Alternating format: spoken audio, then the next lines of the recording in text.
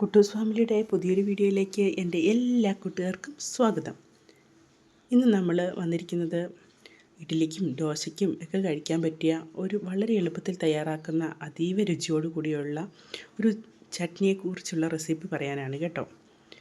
എത്ര കഴിച്ചാലും മതിയാവില്ല. ദോശ ഇഡ്ഡലിക്കുമൊക്കെ വളരെ നല്ലൊരു കോമ്പിനേഷനായിട്ട് ഉപയോഗിക്കാം. അപ്പം നമ്മളൊരു ചീനച്ചട്ടി അടുപ്പത്ത് വെച്ചിട്ട് ഒരു 2 സ്പൂൺ വെളിച്ചെണ്ണ ഒഴിച്ച് അതിലേക്കൊരു 2 ടേബിൾ സ്പൂൺ ഉഴുന്നുപരിപ്പ് ചേർത്തിട്ടുണ്ട്.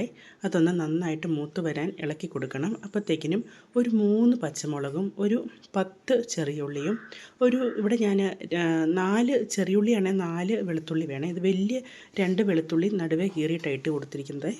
ഇനി ഒരു ചെറിയ പിടി കറിവേപ്പിലയും പിന്നെ ഒരു ചെറിയ കഷ്ണം ഇഞ്ചി നമ്മളിതിലോട്ട് ചേർത്തിട്ടുണ്ട്.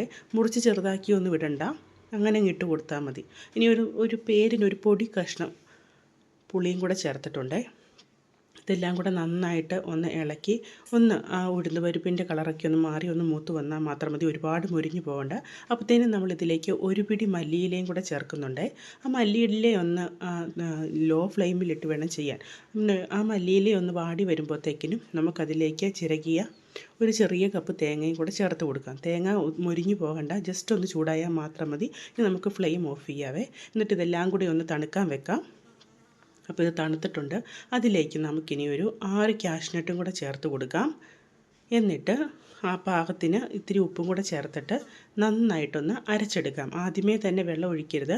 ജസ്റ്റ് 3-4 പ്രാവശ്യം ക്രഷ് ചെയ്തതിന് ശേഷം വെള്ളം ഒഴിച്ച് നന്നായിട്ട് ഇതുപോലെ ഈ പരുവത്തിൽ അരച്ചെടുക്കാം.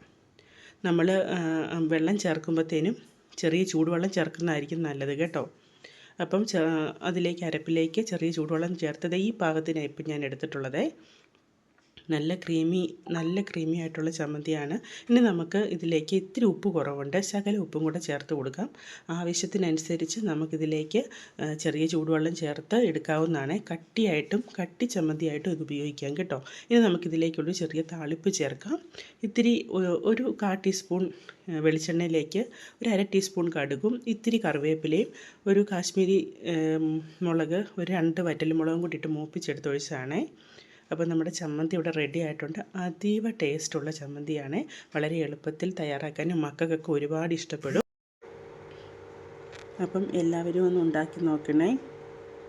ഉണ്ടാക്കി നോക്കിയിട്ട് ഇഷ്ടമായാൽ നിങ്ങളുടെ വിലയേറിയ അഭിപ്രായങ്ങൾ കമൻറ്റ് ബോക്സിൽ രേഖപ്പെടുത്താൻ മറക്കരുതേ. ലൈക്ക് ചെയ്യാനും ഷെയർ ചെയ്യാനും സബ് ചെയ്യാനും കൂടെ കൂട്ടാനും മറക്കരുത്. ഇനി പുതിയൊരു വീഡിയോ ആയിട്ടും വരും വരെ എല്ലാവർക്കും ടാറ്റാ.